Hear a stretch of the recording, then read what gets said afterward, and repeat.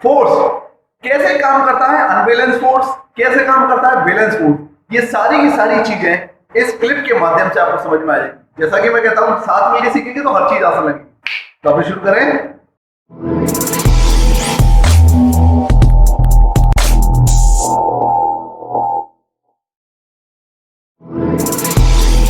So hello everyone, मैं प्रशांत की now you watching life science YouTube channel. Student आज का जो टॉपिक है वो है हमारा force and law of motion.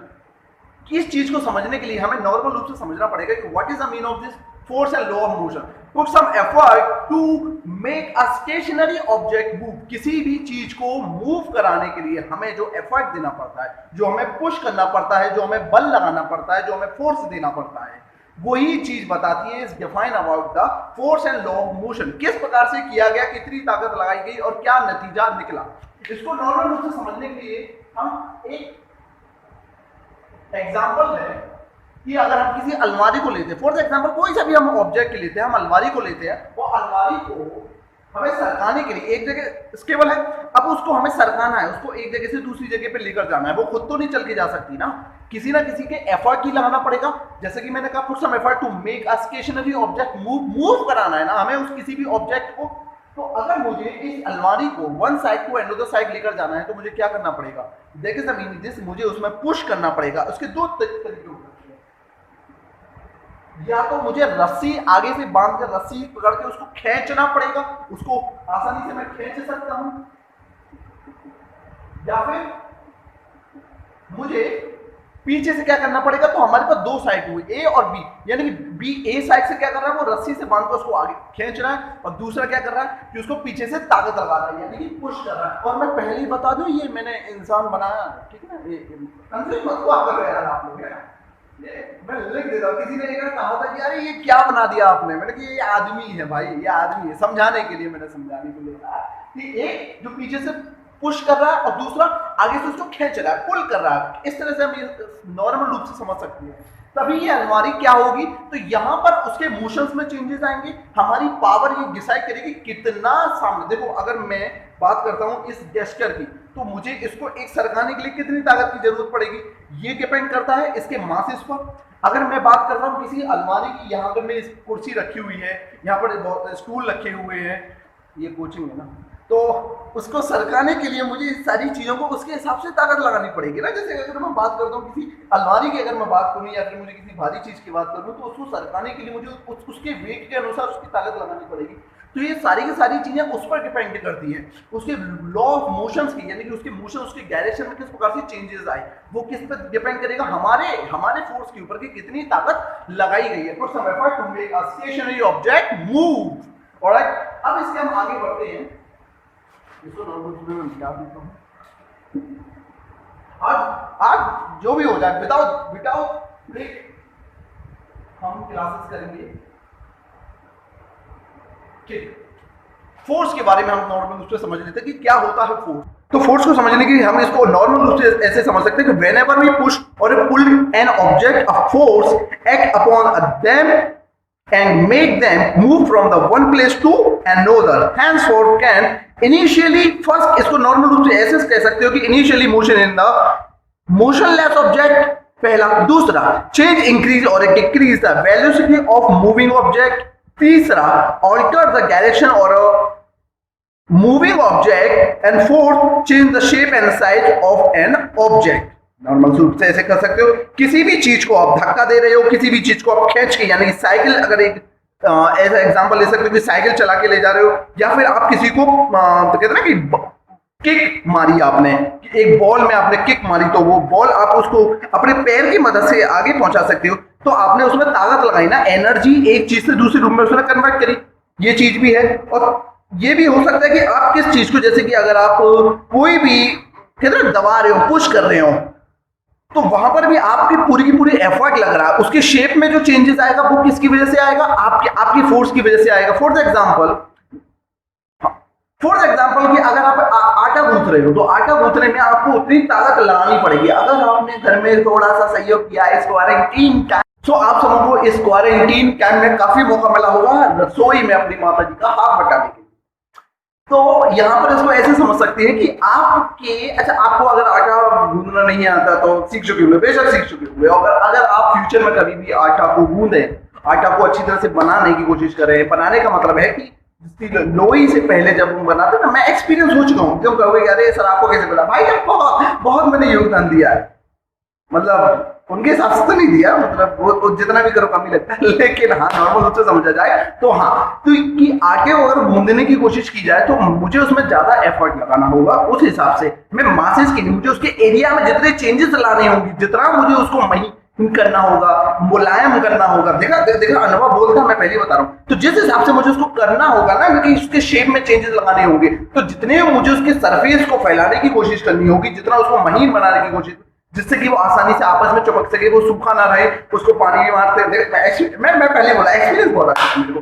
तो आपको वो फोर्स लगेगा ना भाई, आप उतना फोर्स लगाएंगे तो उतना ही है। जैसे कि अगर आप साइकिल चला रहे हैं तो एक तो आपकी डायरेक्शन जिस प्रकार से चेंज करेगी भाई, उस आपको आगे पहुंचना है तो पैर से आप उतनी स्पीड बढ़ाएंगे, अपनी स्पीड बढ़ाएंगे, उतना फोर्स लगाना पड़ेगा। तीसरी की अगर मुझे किसी बॉल को ज्यादा दूर पहुंचाना है तो उतने हिसाब से मुझे, उतने एफर्ट के हिसाब से उतनी किक मुझे पुश करनी ही होगी। बहुत बेहतरीन है, कैमरे को बार सेट करना, तो उस हिसाब से मुझे उसको सेट करना होगा कि बॉल है और मुझे उसको किक करना है।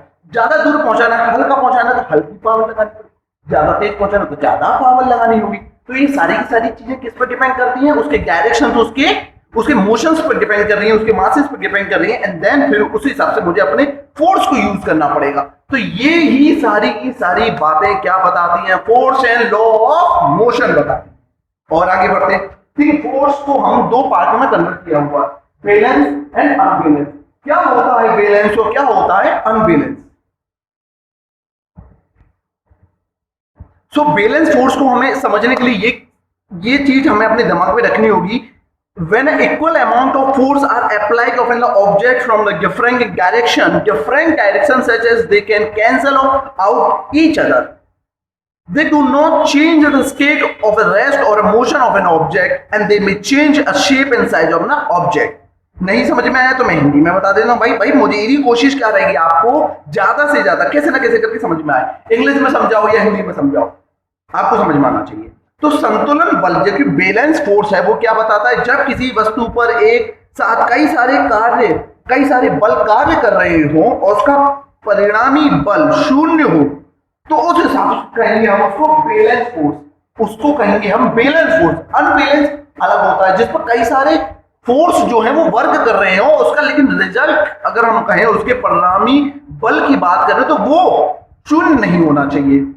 इसको हम वैसे भी समझ लेते हैं कि अनबैलेंस का मतलब, अनबैलेंस फोर्स क्या होता है? When force apply to an object are different magnitude और not opposite the direction so as to cancel, so they can alter state or a rest or a motion of an object. They can cause acceleration in an object, they can change the shape or the size of an object, but उसका जो बल है, जो उसका जो result force है, वो शून्य नहीं होना चाहिए, उस पर शून्य चार्जेस नहीं होगा।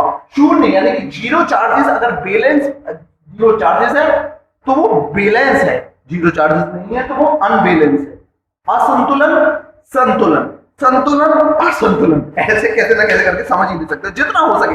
ये मैं मतलब क्या है ना यार, देखो सुनो मेरी बात, मैं इतना फनी टाइप का हूं नहीं, लेकिन ट्राई करता रहता हूँ कि जिससे कि देखो कि तुम्हें समझ में आए, तुम्हें अच्छा लगे कि यार पढ़ने में मजा आ रहा है, क्लिपिंग देखने में मजा आ रहा है, लॉन्ग देखो, ठीक है ना। यही एक है कि एक टीचर बच्चों को सिखाने के लिए जितना एफर्ट दे सकता है उतना मैं दूंगा, लेकिन आपको अपने लिए उतना एफर्ट देना पड़ेगा कि समझ आओ। इतनी गर्मी चल रही है तो पसीना भी आदमी पसीना दे के मजा आ। सो अब हम और एग्जाम्पल के रूप में समझ लेते हैं, जो कि तरीका है मेरा। तो बैलेंस फोर्स को समझने का सबसे आसान तरीका वो है कि बैलेंस क्या है, कि जो दोनों तरफ से, मैं इसको इस तरह से लेने की कोशिश करूं। अब देखो बहुत ही गजब से मैंने इस मार्कर को बीच में रखा हुआ, मार्कर हिल लिया तो दोनों तरफ वेग बराबर है, ये है बैलेंस फोर्स। अगर इसका वो अलग तरीका है, समझो, ठीक है। और अगर मैं इसमें कुछ थोड़ा सा भी चेंजेस कर देता हूं तो अनबैलेंस हुआ, एक तरफ मासेस पूरा गया और पूरा का पूरा मार्कर क्या है, एक साइड में जाके गिर गया। ऐसे समझ सकते हो कि आपने क्या किया, आपने एक झूला लिया है, आपने सूटकेस लिया है, आपने बैग लिया है, आपने पकड़ के रखा है। तो देखा जाए तो क्या होना चाहिए, फोर्स क्या होगा, F बराबर mg होगा, नॉर्मल रूप से समझिए, मास इज ग्रेविटी होगा। फोर्स किसको डिफाइन करता है, mg। जी क्या है, स्टैंडर्ड वैल्यू, यानी कि क्या है 9.8 नॉर्मल रूप से सब जगह नॉर्मल किताब में 9.8 के स्क्वायर है और मासेस है, और फोर्स बराबर mg है। तो अगर आपने किसी चीज को उसके मासेस के हिसाब से, अब ग्रेविटी उसको खींच रही है, अब ग्रेविटी, भाई ग्रेविटी अपना काम दिखाएगी, वो तो अपनी तरफ बुलाएगी, कहेगी आओ, ठीक है, पर आपने क्या करना, आपको उतना ही एफर्ट लगाना होता है, वजन जितना सूटकेस में होगा आपको उतना ही क्या क्या करना पड़ेगा, पुश नहीं, आपको पुल करना पड़ेगा, उतना खींचना पड़ेगा। तो आपने उसको ऊपर की तरफ उतना खींचा हुआ है, खींचने के बाद से क्या करने की मतलब है, नॉर्मल रूप से एक और चीज हम बैलेंस और बैलेंस फोर्स को अच्छी तरह से समझने के लिए एक और एग्जांपल हम आपके सामने पेश करते हैं। वो एग्जांपल क्या है, आपने रस्सी वाला प्रोग्राम देखा होगा, रस्सी, हमने रस्सी खींचन वाला, कि रस्सी को खींचते हैं, भाई 3 लोग इधर हैं, 3 लोग इधर हैं, 4 लोग इधर हैं, टीम बना के खींचते हैं, एक एक आदमी भी खींचता है, अपनी ताकत का प्रदर्शन किया जाता है, जिससे कि पता चलता है कि रस्सी को उस एक लाइन के अंदर से कैसे इस साइड लेकर आ सकते हैं। तो इसको हम ऐसे समझ सकते हैं, एक और मेरे को एग्जांपल आता है अभी तक, तो क्या है कि अगर हम इसको नॉर्मल रूप से समझे तो एक टीम में कितने हैं, 3, बी टीम में कितने हैं, 3, मैं पहले ही बता दूं, ये आदमी नहीं, कोई कंफ्यूजन, कोई कंफ्यूजन नहीं, ये साइड में आदमी 3 है और बी साइड में 3 है।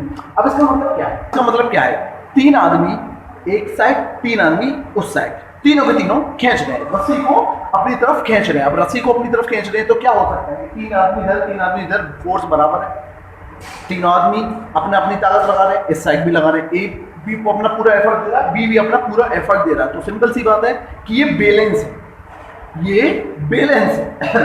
अब मैंने क्या किया, मैंने थोड़ी सी नाइंसाफी कर दी, मैंने बी में एक आदमी को कम कर दिया, इधर 2 हैं, इधर 3 है। तो सिंपल सी बात है कि भाई कौन सा पल्ला भारी रहेगा, कौन सी चीज भारी रहेगी, तो वो रहेगा एक, 3 लोग हैं वो आसानी से खींच लेंगे, 2 लोग, वो रजनीकांत वाले हिसाब मत लगाना प्लीज, रजनीकांत होंगे तो वो सारे अकेले ही खींच लेंगे। तो 2 आदमी है, तो 2 आदमी उधर उतनी ताकत नहीं लगा सकते, 3 आदमी उतनी ताकत लगा सकते हैं। तो क्या हुआ कि तीनों ने एकदम खींच लिया, 2 आदमी उतना बल नहीं लगा पाए, उतनी फोर्स नहीं लगा पाए। तो क्या होगा, जो डायरेक्शन थी वो इधर चली जाएगी, ए साइड की तरफ चली जाएगी।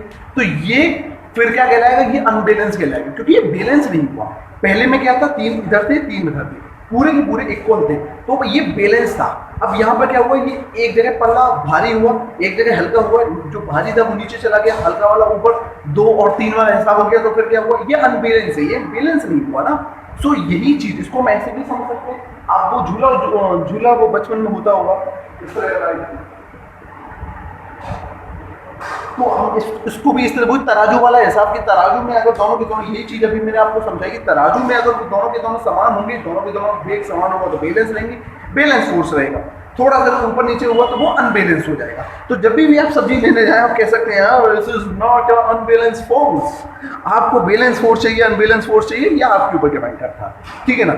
ओके, सो अब तक आपने फोर्स के बैलेंस और अनबैलेंस फोर्स के बारे में अच्छी तरह से समझ लिया। अब आप समझेंगे गैलीलियोस लॉ के बारे में कि उन्होंने वो 3 रतन आपको कौन से दिए थे, किस हिसाब से वो वर्क करते। मेरी नेक्स्ट क्लिपिंग में ये चीज होगी। अच्छा, मैं इसके न्यूमेरिकल्स भी, फॉर्मूले भी, सारी की सारी चीजें जो भी मेरा कर्तव्य है भाई समझाना, वो मैं समझाऊंगा उसको। बस आपका काम क्या है, ज्यादा से ज्यादा पढ़ना और क्लिप को आगे पीछे करके देखना और सब्सक्राइब जरूर करना चैनल को। यार देखो, ये रिक्वेस्ट है, फ्री है यार, ये चीजें फ्री है, पता नहीं मतलब क्यों नहीं करते हो तुम लोग यार। प्लीज उसको चैनल को लाइक करो, सब्सक्राइब करो, शेयर करो क्लिपिंग को। और हाँ, सभी जगह हमने फेसबुक पे, टेलीग्राम पे, इंस्टाग्राम पे, व्हाट्सएप पे हमने पूरे ग्रुप बनाए हुए हैं। व्हाट्सएप का ग्रुप है, आप चाहें तो वहाँ पर आप ऐड हो सकते हैं, लिंक डिस्क्रिप्शन बॉक्स में है, वहाँ पर जाएं, अच्छी तरह से पूरी तरह से आप ऐड हो जाइए, टाइम स्पेंड करिए, अपने आप को इन्वॉल्वमेंट दीजिए। आप ही के क्लास की बाकायदा 9th क्लास का ग्रुप है, 9th क्लास के हिसाब से हमने उसमें बच्चे ऐड किए हुए हैं, आप जा सकते हैं। कोई इसके लिए कोई फीस नहीं है, कोई फीस नहीं है यार, सच में कोई फीस नहीं है, बस आप जाओ, आप लोग पढ़ो, ठीक है। और ये भी चीज़ मैं आपको कह देना चाहता हूँ कि अब मैं आपके लिए और वर्क कर रहा हूँ, मैं PDF फॉर्म में आपके लिए नोट्स बनाने की कोशिश कर रहा हूँ। अनसॉल्व पेपर बहुत ही जल्द आएंगे। मेरी अब एक लंबी क्लिपिंग आएगी 1.5 घंटे की, 1 से 1.5 घंटे की, जिसमें पूरा एक चैप्टर एक ही बार में खत्म हो जाएगा। 15 आपके चैप्टर हैं, 15 के 15 इस हिसाब से खत्म किए जाएंगे। अलग अलग एक घंटे की हर एक चैप्टर के हिसाब से क्लिपिंग बनाई जाएगी। और उसके साथ साथ क्या किया जाएगा, और उसके साथ साथ ये भी किया जाएगा कि आपको PDF दिए जाएंगे, उसके 10 अनसॉल्व पेपर आपको हर एक चैप्टर की, हर एक यूनिट के आपको मिल जाएंगे। 10 अनसॉल्व अलग से मिलेंगे। 9th 10th 11th इंटर के समूह के 11th 12th समूह के हिसाब से आपको चाहे आप कौन सी भी क्लास के, अभी 9th क्लास का जल्द से जल्द रिकॉर्ड हो चुका है, शूट करके ये सारी की सारी चीज़ें हो चुकी हैं, बस अपलोड करनी बाकी है। बस आप इंतजार करिए, क्लिपिंग को, चैनल को फॉलो करते रहिए, क्लिपिंग को देखते रहिए, अपनी नॉलेज को इम्प्रूव करते रहिए और कोरोना से दूर रहो भाई साहब। पता नहीं क्यों हिंदुस्तान में मजाक बनाया जा रहा है यार, कोरोना का है। अब तुम लोगों को पता नहीं यार, सीखो कि घर में बैठो, घर में अपने आप को इम्प्रूव करो, इन चीज़ों को बार बार देखो। आपके पास यूट्यूब है, सबसे बड़ा एक आपके पास, आपके साथ मैं हूँ, जुड़ो यार, जुड़ो, और क्या चाहिए। तो चैनल को लाइक करो, सब्सक्राइब करो, उस पर गैस के फेंक के मारो, उस पर मार्कर फेंक के मारो, कोई फर्क नहीं पड़ता है, बस सब्सक्राइब हो जाना चाहिए। अपने दोस्तों के साथ शेयर करो, ये आप ही का चैनल है यार। So please do like and do share and thank you for this watching यार। 200 सब्सक्राइबर तो हो ही चुकी है, क्या पता है, चलो जितना भी है यार, जो भी अच्छी बात है। 200 सब्सक्राइबर में कम नहीं होते, 200 लोग हैं हमारे साथ जुड़े हुए। अभी मैं चाहता हूँ कि भाई सपना तो बहुत बड़ा है, 1 मिलियन तक जाने का है, तो जैसा हो सके करते जाएंगे। अभी तो शुरुआत है यार, ये 2-3 महीने तो हुए चैनल को, तो बस आप लोग साथ हो, लगे रहो, पढ़ते रहो, इम्प्रूव करते रहो। और कमेंट सेक्शन में जाके कोई भी ऐसी बात हो, नीचे जाके शेयर करो, नीचे जाके बातें लिखो, उससे बोलो कि सर हमें ये भी चाहिए। जितना होगा उससे ज़्यादा 100% एफर्ट दूंगा, मैं एफर्ट दूंगा आपको समझाने के लिए। Thank you so much.